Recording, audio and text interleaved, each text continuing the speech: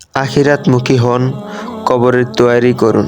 এই জন্য নিবেদন হলো আমাদেরকে একটা গতি ঠিক করে নিতে হবে।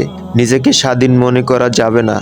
আমাদের পিছনে বিশাল শক্তির অধিকারী এক সত্তা আছেন, যিনি আমাদের প্রতিটি কাজের গতিবিধি পর্যবেক্ষণ করেছেন। তাই আমাদেরকে এমন সব কাজ করতে হবে যার ফলে আল্লাহ পাক সন্তুষ্ট হন। আমরা ভুল পথে হাঁটা শুরু করেছি, কাজেই আমাদেরকে থেমে যেতে হবে।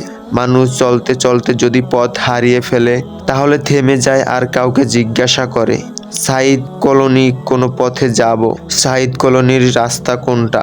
তোমাদের তো থেমে যেতে হবে এবং জিজ্ঞাসা করতে হবে, হে আল্লাহ, সেই জীবন কোনটি যাকে আল্লাহর রাসূল সাল্লাল্লাহু আলাইহি ওয়াসাল্লাম পছন্দ করেন? বাস, এর ধারা আমাদের উভয়ের জগতেই ঘরে যাবে। এই সম্পদ ঘরে বসে থাকলে হাতে আসে না, এর জন্য বের হতে হয়।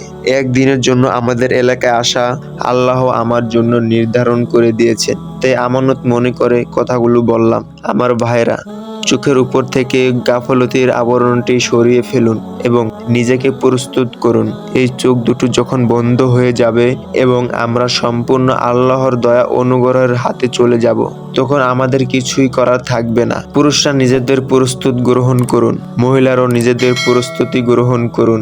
আমাদের সন্তানদের জন্য প্রস্তুত করুন। মহিলাদের প্রতি আমাদের আবেদন, আপন আপন ঘরগুলোর মসজিদ পরিণত করুন। পরিবারে একজন সদস্য যেন বেনামাজি না থাকে। পরিবারের মেয়েরা যেন বেপরদায় না চলে। মেয়েরা যেন পর্দাশীল হয়। কোরআন তেলাওয়াত দ্বারা ঘরকে মুখরিত করে তুলুন। পুরুষদের বলুন, আমাদেরকে হালাল খাওয়াও, হারাম যেন ঘরে না ঢোকে তার ব্যবস্থা করুন। খাবার শুকনো রুটি হয় হোক, কিন্তু তা যেন হালাল হয়। পুরুষদেরকে জানিয়ে দিন, আমরা মিথ্যার উপার্জন চাই না, আমরা সুদের অর্থ চাই না, আমরা ঘুষ দুর্নীতির কামনাই চাই না, আমরা বৈধ ব্যবসা পয়সা চাই, আমরা ঝুপির ঘরে বাস করব, তবুও যে সম্পদ চাই না, যা কাল আমাদেরকে আমাদের প্রভুর দৃষ্টি থেকে ফেলে দিবে।